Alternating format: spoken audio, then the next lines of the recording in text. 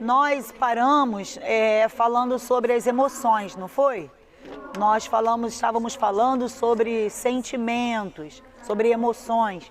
E nós vamos continuar falando sobre sentimentos, sobre emoções, mas hoje eu quero falar com vocês sobre o livro de Hebreus. Eu estava meditando na passagem do livro de Hebreus e como nós estamos vivendo, pessoal, a fé, né?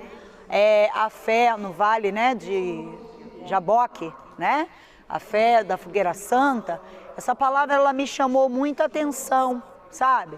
Por quê? Porque eu sempre, quando eu escrevo as minhas mensagens, no final eu costumo escrever de fé em fé.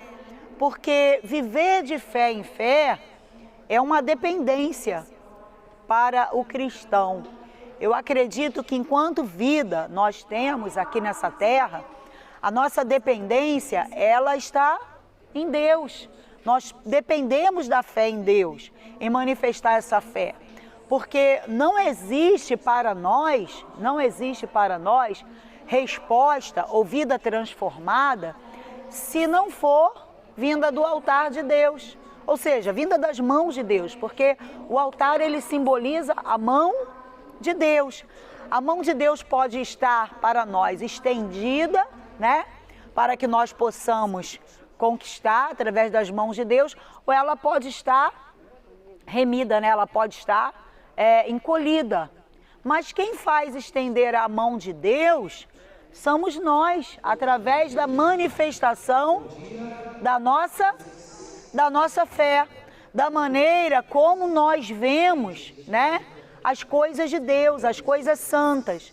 Porque se nós olharmos para as coisas santas com olhar, né, com uma visão impura, com uma visão maliciosa, nós nunca vamos ter as mãos de Deus estendidas para nós.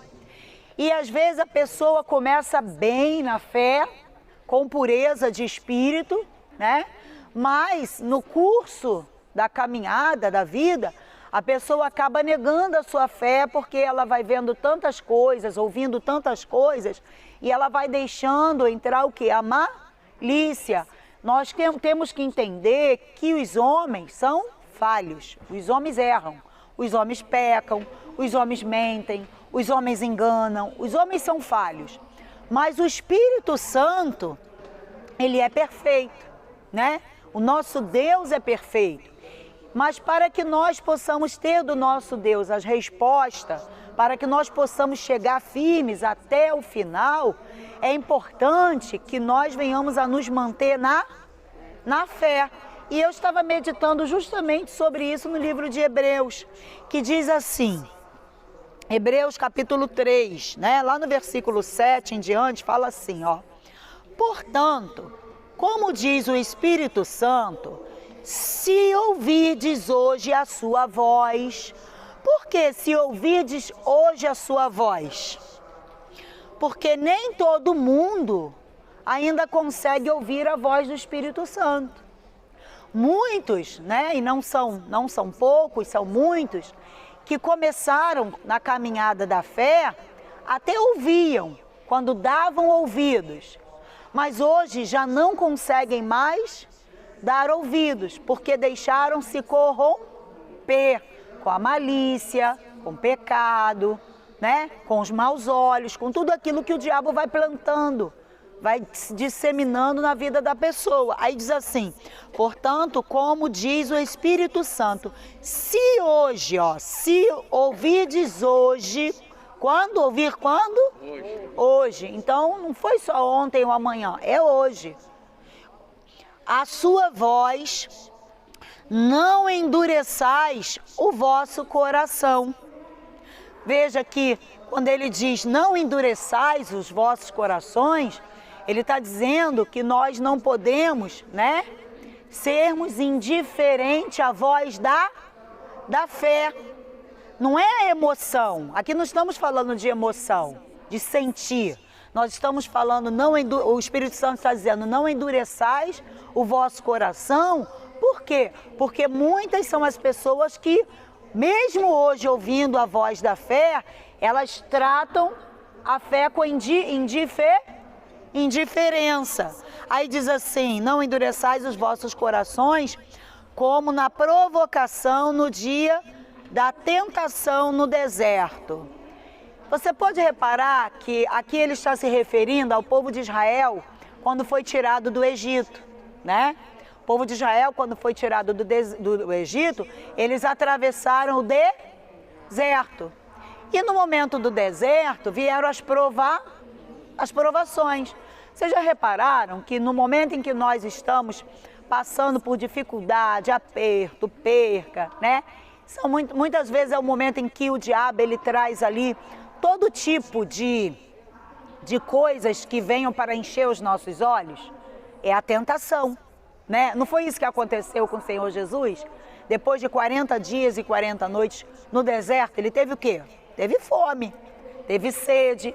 E não foi exatamente ali que o diabo veio com as ofertas? Então, no momento em que nós estamos passando pelos apertos, dificuldade, perdas, prejuízos, no momento do nosso deserto, do nosso luto, é que o diabo ele traz o mundo colorido. Ele traz coisas que é para nos impressionar e nos desviar do caminho de Deus. Às vezes ele traz pessoas que vêm, né, até se dizendo como amiga, para te trazer certas ofertas, certas oportunidades que não são da parte de Deus. Por quê? Porque ele não é bobo. Você já viu aquela pessoa quando ela perde um familiar, ela está quebrantada? Ou de uma duas, ou ela vai dar ouvidos à voz do Espírito Santo e esse quebrantamento vai levar ela para Deus, ou ela vai se destrambelhar de uma vez só e vai para um caminho mau. Por quê? Porque no momento do quebrantamento de espírito, a pessoa está sensibilizada. E quando nós estamos passando por um deserto, há uma sensibilidade em nós. É oportunidade tanto para Deus como também para o diabo. Então, se nós nos inclinarmos para a fé, se nós andamos no Espírito, então nós vamos nos inclinar para a fé. Mas quando a pessoa ela não anda no Espírito, ela anda na carne, então ela vai se inclinar para as coisas erradas. Ela vai dar ênfase, vazão à tentação que o diabo está propondo para ela. Aí diz assim: onde vossos pais me tentaram, me provocaram e viram por 40 anos as minhas obras. Quer dizer, o povo de Israel ficou preso no deserto. Quer dizer, ao invés deles darem ouvidos a Deus, eles viram quando Deus fez os sinais no Egito, eles viram Deus abrir o Mar Vermelho, eles já tinham tido experiências com Deus, mas no momento da dificuldade no deserto, eles se esqueciam com facilidade de tudo que Deus já havia feito por eles. E quantas não são as pessoas que já vieram para a igreja, tiveram experiências com Deus, já foram curadas, já viram Deus agindo na vida delas de alguma forma, né? Mas no momento que ela quer tanto uma coisa, aquilo ali ainda não aconteceu, ou ela está passando por uma dificuldade, um aperto, aí ela fica o quê? Negando a fé. Ela quer mudar de igreja, ela diz, eu vou visitar a igreja de fulana. Ela chega até a acreditar na voz de quem chega para ela fazendo uma revelação. Não é? Teu tempo lá na Igreja Universal já acabou. Teu tempo já encerrou lá. Aí como ela está passando por um deserto, ela está passando por uma dificuldade, então o que vai acontecer? Ela vai dar ouvidos à voz da tentação. Porque ela quer solucionar o problema dela, mas ela não quer permanecer na fé confiando que Deus vai dar vitória para ela. Porque ela não sabe esperar o tempo de Deus e quer tudo na força do braço, no momento em que ela acha que tem que ser. Aí diz assim: por isso me indignei contra esta geração e disse, estes sempre erram em seu coração e não conhecem os meus caminhos. Quem sempre erra no coração? Quem sempre erra no coração são aquelas pessoas que não tiveram um verdadeiro encontro com Deus, que não confiam no Espírito Santo, que não sabem esperar.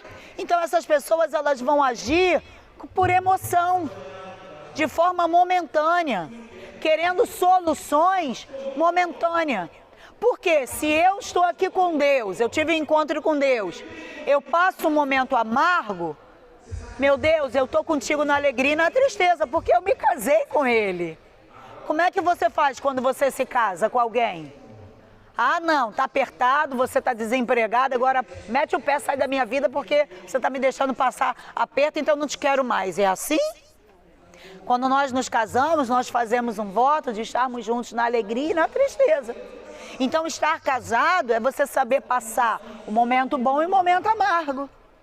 Mas passar confiando, acreditando que Deus vai mudar aquela situação.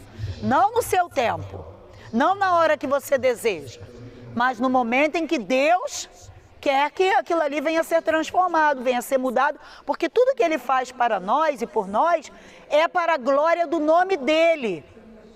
Veja que o apóstolo Paulo, ele tinha um espinho na carne. Mas qual era o espinho na carne de Paulo?